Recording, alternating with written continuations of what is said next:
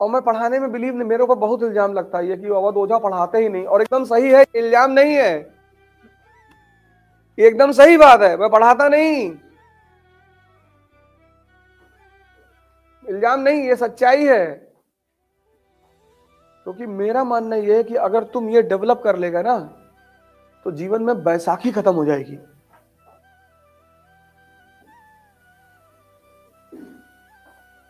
मेरा मानना यह है कि अगर इस क्लास में 50 लोग बैठे हैं और 5 लोग भी इस बात को समझ गए कि मैं क्या कह रहा हूं और उन्होंने उस चीज को डेवलप कर लिया, वो 5 रिजल्ट दे देंगे। बस वही मेरी ताकत है। कल भी मैंने कहा ना, 18 साल पढ़े, लेकिन कंपटीशन देते वक्त कैसे परेशान हो जा रहे हो।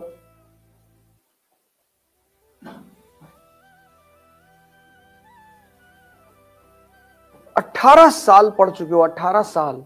अब पढ़ना नहीं है।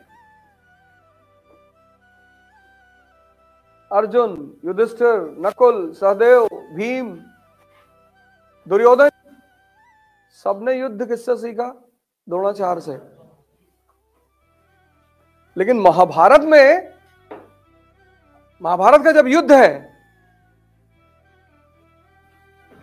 तो उसमें कोच काम आ रहा है, कोच। महाभारत के युद्ध में द्रोणाचार्य काम नहीं आ रहे हैं, प्रोफेसर काम नहीं आ रहा है, कोच। अर्जुन को वो ये नहीं सिखा रहा धनुष बाण कैसे चलाते हैं, पता है। आपकी दिक्कत ये पता है क्या है? आपने कभी कायदे से पढ़ा ही नहीं। आपका पहला स्टेप ही खराब है।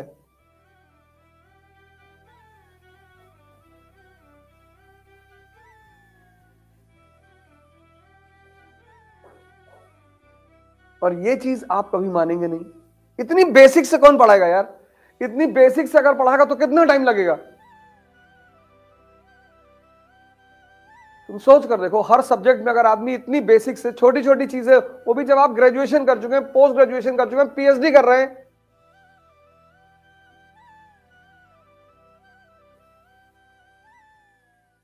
इसीलिए तो कोचिंग खूब फल फूल रही हैं।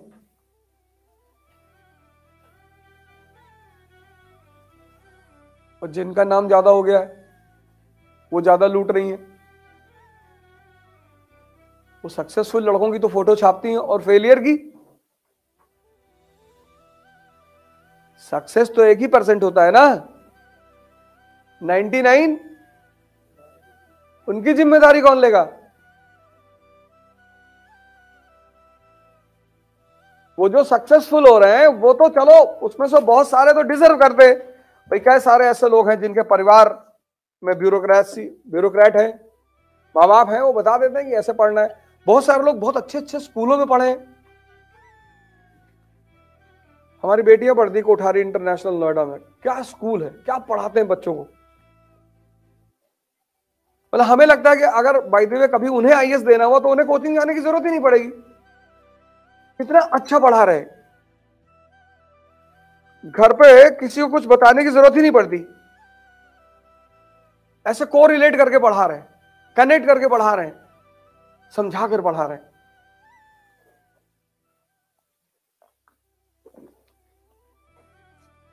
लेकिन फीस भी वैसे ही ले रहे हैं। इसीलिए तो स्कूल इस देश में सबसे अच्छे हैं प्राइवेट, और हॉस्पिटल सबसे अच्छे हैं प्राइवेट। आज प्रधानमंत्री को बड़ा इल्जाम लग रहा है कि सब कुछ प्राइवेट कर दे रहे हैं, तो सरकारी में पिछले 30 साल में हो क्या रहा था? कौन जा रहा है सरकारी में जिसके पास पैसा नहीं है? तुम जाओ सरकारी हॉस्पिटल में फीडबैक लगवाने और तुम्हारा हाथ कट गया लोहे से, और तुम सरकारी हॉस्पिटल चले गए, और जिस बंदे को हॉस्पिटल में इंजेक्शन लगाना है वो मोबाइल पे बात कर रहा है, और बात करते करते उसने इंजेक्शन डाल दिया, और पता लगा बगल वाले को डाल दिया, फिर वो पलट के चिल्ला भी रहा तुम्हारे ऊपर। कायदे से कायदे से नहीं खड़ा हो पा रहे हो। फ्री है लेकिन जान जा सकती है। और प्राइवेट हॉस्पिटल में एंटरटेन करते हैं, आपको गाना सुनाते हैं, पूछते रहते हैं, सर दर्द तो नहीं हो रहा है? नहीं नहीं नहीं, कभी कभी तो निडल टच करा के उठा लिया कि सर पता चला? नहीं पता तो नहीं चला। हाँ, कितना? 2200 रुपया। ये जितने प्राइवेट हॉस्पिटल हैं, जितने प्राइवेट स्कूल हैं, सब गवर्नमेंट को पैसा, कोई भी गवर्नमेंट हो, सब पैसा लेते हैं, सबको पैसा पहुंचाते हो। इनके खिलाफ कभी शिकायत करके देखो, इनके खिलाफ कभी एक्शन नहीं होता।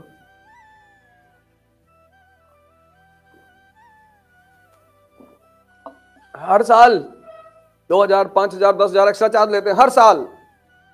वो सरकार को जो देना अपने घर से थोड़ी देंगे, तो माँ बाप से ही लेंगे। तो हर साल एक मैसेज भेज देते हैं क्लास सेशन के एंड के बाद कि maintenance of the school 5,000 to be donated by the parents.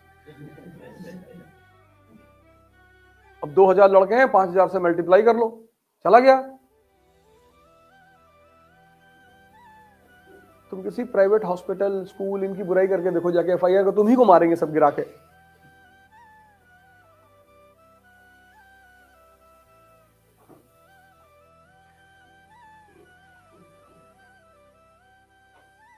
इस देश में सरकारी बचा ही क्या?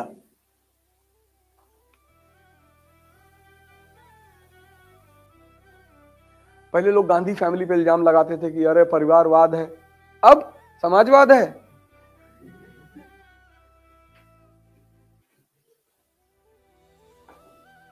सब जगह परिवारवाद है। तुमसे कहा जाता है तैयारी करो, SSC, bank PO, CGL, IAS, PCS, मर जाओ तैयारी करके। तुम अभी जाओगे टिकट मांगने कि हम 22 साल के लड़के हैं, MLA का चुनाव लड़ेंगे, मार के भगा दे तुमको सब।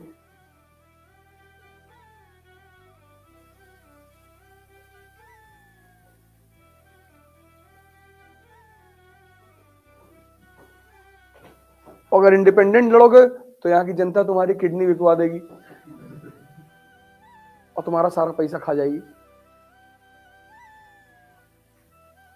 तुम्हारे लिए कोई नहीं लड़ेगा, हर आदमी को अपनी लड़ाई खुद लड़नी पड़ेगी। देखो डिप्ले को, यह है विजडम पैदा कर, यह है सोचना। कोई किसी के लिए नहीं लड़ता। देखो यही मैं कल कह रहा था कि शिक्षा एक मेजर मीडियम है विजडम पैदा करने का। इसलिए सिर्फ पढ़ना नहीं है, सोचना है। तो जब ड्यूप्ले ने मद्रास वापस करने से मना कर दिया तो कौन सा युद्ध हुआ? Battle of Saint Thome. ये था important event in first Anglo Carnatic war. लिखो। और कल मैंने आपको एक बात बताई, मेरी कुछ बातों को नोट कर लेना।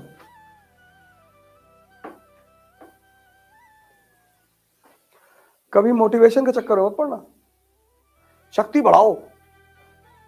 कॉन्फिडेंस जो है ना, वो शक्ति का परिणाम है। जब भी तुम्हारे पास कॉन्फिडेंस आएगा, वो तुम्हारे अंदर की बढ़ती हुई शक्ति की वजह से आएगा। लेकिन शक्ति बढ़ाने में मेहनत लगेगी। जिंदगी में जो सबसे इंपॉर्टेंट चीज है वो है एंथुजियाज्म। अगर तुम किसी चीज को लेकर उत्साहित हो तो जीतोगे जरूर। और अगर हार गए तो फिर लड़ोगे। और कुछ चीजें हैं जो दुकान पे नहीं मिलती, सबसे अच्छी बात यह है। जैसे विजडम दुकान पे नहीं मिलता। विजडम तुम किसी को दे भी नहीं सकते, बाप बेटे को नहीं दे सकता। कुछ चीजें हैं जो तुम किसी को दे नहीं सकते, जो दुकानों पे मिलती नहीं। यही भगवान के वजूद की सबसे बड़े एग्जाम्पल्स हैं। विजडम उसमें से एक है। दूसरी चीज है एंथुजियाज्म, उत्साह। है तो है,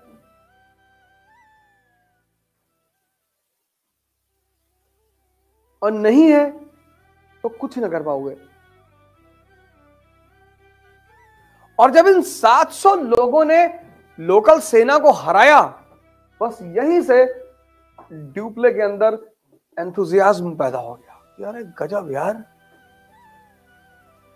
ये हालत है हिंदुस्तानियों की। बहादुरी में कमी नहीं थी, बहादुरी में कमी नहीं थी। कमी थी ट्रेनिंग की, कमी थी डिसिप्लिन की।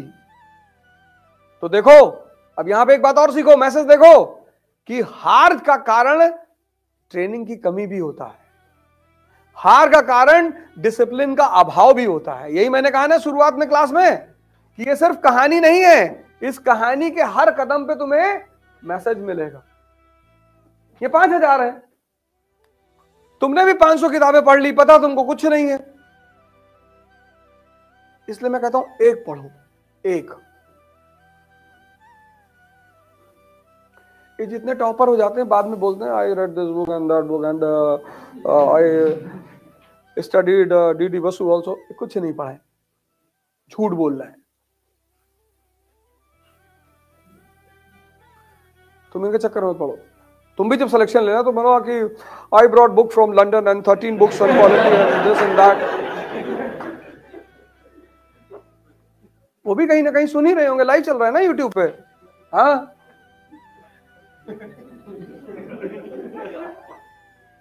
बहुत सारे टॉपर तुमको मिलेगा। I used to read 5 newspaper, 5।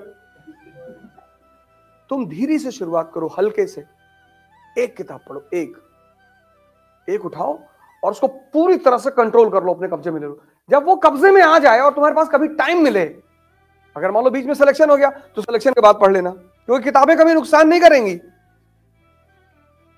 मान लो तुमने लक्ष्मीकांत पर कमांड कर दिया, तुम्हारा सिलेक्शन हो गया, तो तुम दुखी मत होना कि यार अब मैं फिर सब डीडी बसु पढ़ नहीं पाए थे, तुम मसूरी में पढ़ लेना। लेकिन मान लो बीच में तुम्हें टाइम मिलता है तो डीडी बसु भी पढ़ लेना।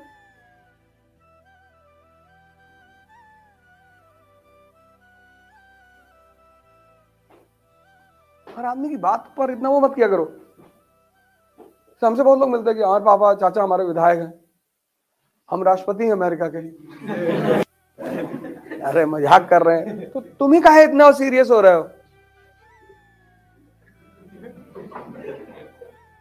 और ये सब मत बताया करो, हमसे जो काम है ले लो और हमको पैसे दे दो और निकलो यहां से। रायता मत फैलाओ जिंदगी में, सीधी बात, नो बकवास, काम बताओ और निकलो। ये देखो, ये सीखने वाली बात है। 700 लोगों ने 5000 लोगों को हरा दिया, इसलिए इस बैटल का काम क्या महत्व है? इसने ड्यूप्ले के अंदर उत्साह पैदा कर दिया कि यार 700 की डिसिप्लिन्ड आर्मी और ट्रेन्ड आर्मी यहां के 5000 लोगों पर भारी है। बस यहीं से उसका दिमाग काम करना शुरू हुआ and this led to second Anglo Carnatic war. पहला क्लियर? तो अब क्या करो? अब तुम एक काम करो, ये सब फाड़ फूड़ के फेंक दो, जितना लियो घर पे जाके जला देना। एक फाइल बनाओ अपनी ऐसे ट्रायंगल और स्क्वायर वाली, तो पहला कर्नाटिक वॉर हेडिंग वाला, और फिर ट्रायंगल बना के लिख लो issue war of succession in Austria, एक वर्ड में, एक लाइन में। Important event Saint Thome, outcome enthusiasm and appetite. बस ये तुम्हारा नोट्स हो गया, बस यही तुम्हारा नोट्स है। एक प्योर फाइल बनाओ जिसमें सिर्फ डायग्राम हो। पहला कर्नाटिक वॉर, ट्रायंगल, 3 बातें याद रखनी है, बाकी यहां फीड करना है। इसको बोलते हैं डाइजेशन। अब यूनिवर्सिटी में टहल लो, किसी को पकड़ लो कि चाय पियोगे, हाँ लो चाय पिलाओ उसको, और फिर उसको कर्नाटिक वॉर सुनाओ, और अगर कहते नहीं सुनेंगे तो चाय छीन लो।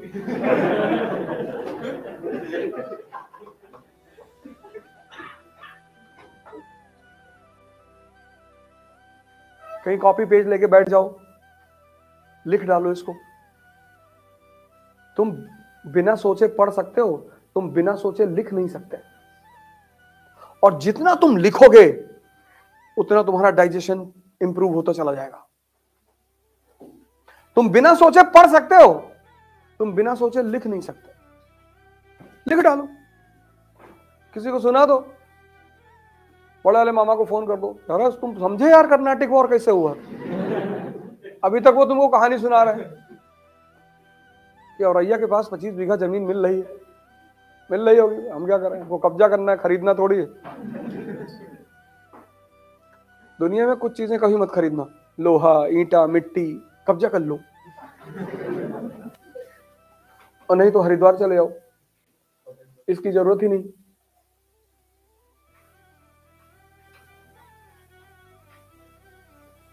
कहां मिट्टी खरीदोगे यार, इतना मेहनत से पैसा कमाओ, फिर जमीन मिट्टी खरीदोगे? आयुष बन जाओगे, सरकार तुम्हें बंगला देगी ही रहने के लिए।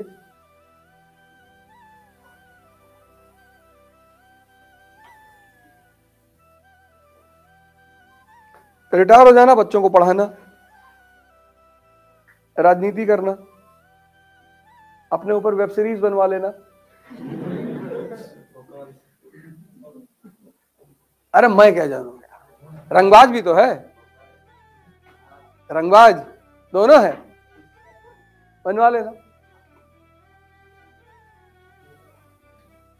ब्यूरोक्रेसी से ही तो सारे रास्ते खुलते हैं। ऐसे पढ़ना है, ऐसे तुम एक पेन उठाते हो, पेंसिल, और पढ़ते चले जाते हो, तुमको कुछ, तुम कलेक्ट, इसको कनेक्ट करने में टाइम लगेगा। अगर तुम इसे खुद से बैठ के पढ़ते ना तो टाइम लगता सोचने में और जोड़ने में। तुम उससे बचना चाहते हो,